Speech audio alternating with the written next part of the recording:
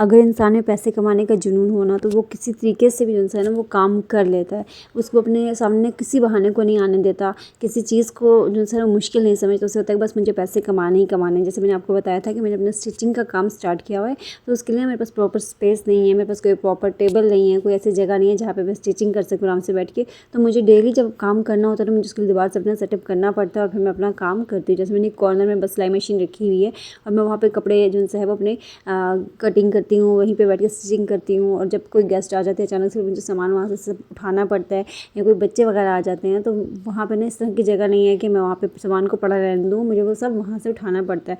मतलब मुश्किलें ज़रूर आती हैं, बहुत ज़्यादा आती हैं, लेकिन हमें उनको ना कंट्रोल करना आना चाहिए कि हमें किस तरह से इन मुश्किलों को ना हल कर सकते हैं।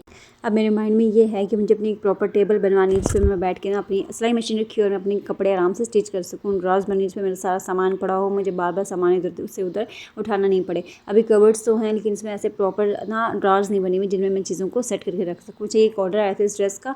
ये ड्रेस जो है उन्होंने नाइट सूट के तौर पर यूज़ करना था, लेकिन उन्हें बहुत ज़्यादा ये खुला चाहिए था, तो मैंने यहाँ पे इसकी चुन डाल के ना और ऊपर छोटी बॉडी रख के तो ये ड्रेस रेडी किया था। और फ्रंट इसका ओपन है, बाजू में इसकी जो है वो चुनटी भी ऐड की हुई है और बैंड गला लगाया था। बताइएगा आप लोगों को ये ड्रेस कैसा लगा और इसकी आप स्टिचिंग जो है वो क्या देंगे दूसरों को।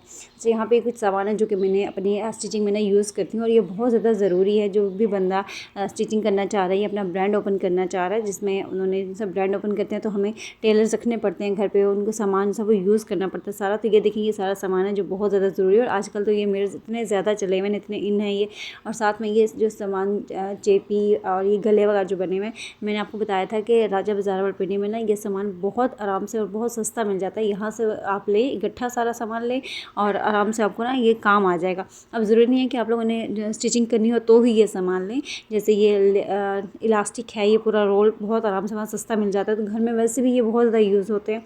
बस बंदे में एक जुनून होना चाहिए। अभी इन दिनों में ना मैं इतने ज़्यादा कपड़े जो है वो सिलाई नहीं कर पा रही हूँ क्योंकि मेरा बेटा जो है वो बहुत ज़्यादा बीमार है, हॉस्पिटल में एडमिट रहा है वो 4 दिन। अभी भी उसकी रिपोर्ट्स जो हैं वो आनी है 5 जून को, तो दुआ करिएगा उसकी रिपोर्ट्स क्लियर आ जाएँ। अब जब ना अल्लाह ताला हमें एक तरफ से नवाजते हैं ना तो दूसरी तरफ हमें कोई किसी न किसी आजमाइश में ज़रूर डाल देते हैं। बस हम उन आजमाइश में पूरे उतरें, यही हमें दुआ करनी चाहिए। और साथ साथ ना अपने जो हमारे काम है ना उनको जारी रखना चाहिए। मैं तो बहुत ज़्यादा जल्दी डीमोटिवेट हो जाती हूँ, तो आप लोग मेरे साथ रहिएगा ताकि मैं जो है वो अपनी वीडियोस को नहीं छोड़ूँ। अच्छा, ये जो ड्रेसेस हैं वो मैंने ईद तक रेडी करके देने हैं क्लाइंट्स को।